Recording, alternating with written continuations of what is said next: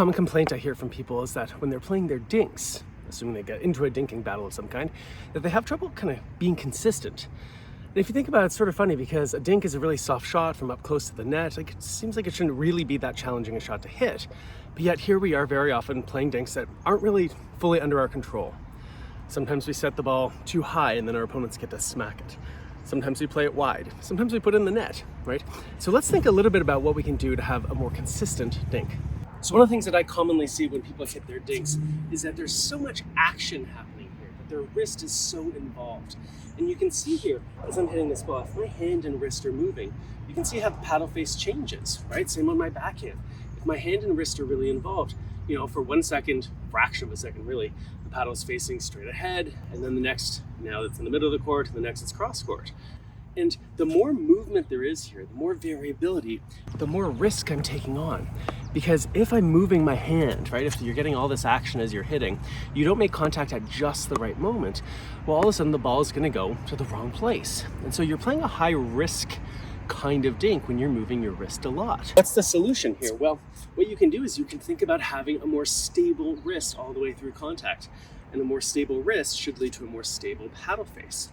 So watch when I play this ball, how stable it is here, right? And same thing on the backhand, stable wrist and a stable paddle face at impact.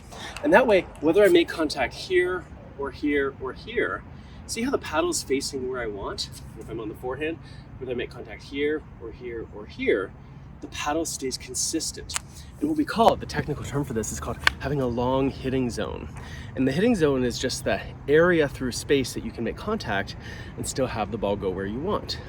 Right now I'm having a very long hitting zone, whether I hit here or here or here, the paddle's pretty much uniform, right? Whereas if I'm moving my hand and wrist, all of a sudden it changes a lot. So having a stable wrist, having a stable paddle face will allow you to have a longer hitting zone. And that gives you more margin for error when you're playing your dink. So why is it that sometimes people don't have these long hitting zones? Why is it that they sometimes don't have much stability when they hit? Right? When they hit the balls and they do one of these, right? And then the ball goes all over the place. Well, I think there's a few different reasons, and some of them are physical and some of them are psychological. So the physical aspect is I just don't have this feeling of being stable through here, right? I don't have the feeling of using primarily my shoulder or my legs to lift that ball. And so in the end, I start using these smaller joints, right? Like my wrist, my forearm, and my elbow to do the work. So I don't have the feeling. So a way you can start to develop this feeling, especially if you're playing on your own like I am here today, is you can just do what we call a self-rally. And a self-rally is when you're just hitting the ball straight up to yourself, really working on keeping the paddle face stable. So we don't want to see this, right, where it moves all over. We want this to be stable all the way through. I can do this on my forehand. I can do this on my backhand. I'm looking for a stable paddle face. Incidentally, we could also do this on our volleys, right? A stable paddle face, a stable paddle face. Okay, so just developing that feel for having stability through contact is really important. I mentioned there's also a psychological aspect here, something that might be preventing people from having that stable paddle face through contact. And here's the situation. Someone who's in a regular dinking situation with their friend or whatever, they're just hitting some balls, might be really good at being stable all the way through contact. But all of a sudden, when there's pressure on them, when the ball's not coming to them in the same way that's predictable, when there's a consequence if they miss, right? If they hit too fast and the ball goes up, it gets pounced on, right? So all of a sudden, when there's something that changes psychologically, when we feel this pressure, then that often has a manifestation what goes on physically, right? When I get tight, all of a sudden you get these kinds of actions here. So that's the first thing to sort of pay attention to is like, is there a psychological change, right? Am I feeling this pressure as I'm playing a dink? Am I worried that I'm about to pop it up? Because then that's gonna have all these ramifications for when you go and start to hit. So what can you do about that? Well, it's tough. I mean, pickleball's a game and games are meant to be fun. And if you're feeling so much pressure that you can't even control your body here, then maybe we need to like reevaluate a little bit what it is that we're doing out here. I think the other thing you could do is you could work on dinks with a friend or a partner, right? And not just work on them where you're hitting them back and forth, but work on it where there's some sort of consequence if you miss, right? If you don't hit the ball to the right place or the right height over the net. And so starting to train with that little bit of a sense of like, ooh, this is important, this matters. Then all of a sudden when you're in an environment in a match where it matters, that's not that unfamiliar to you, right? You've been training in that situation for some time, so it feels familiar.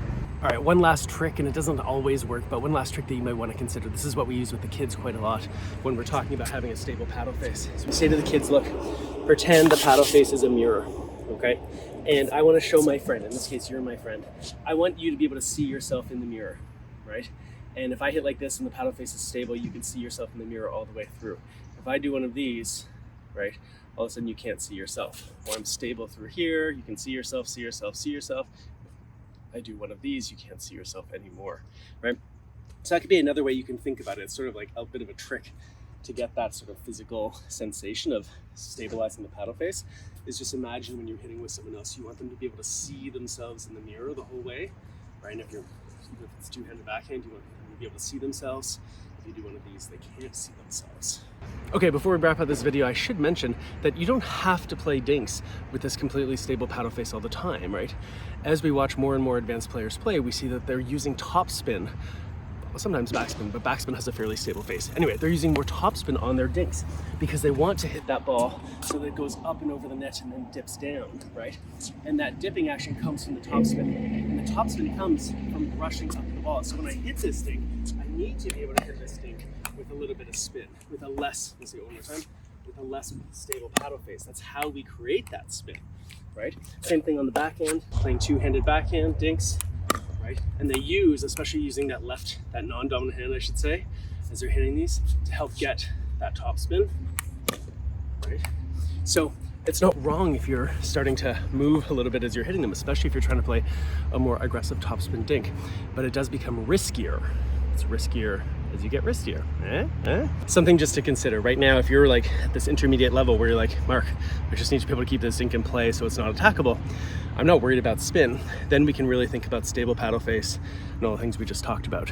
If you're someone who wants to play a more aggressive dink and you know you need to use that topspin, well, you're gonna have to start to take a little bit of risk to do it.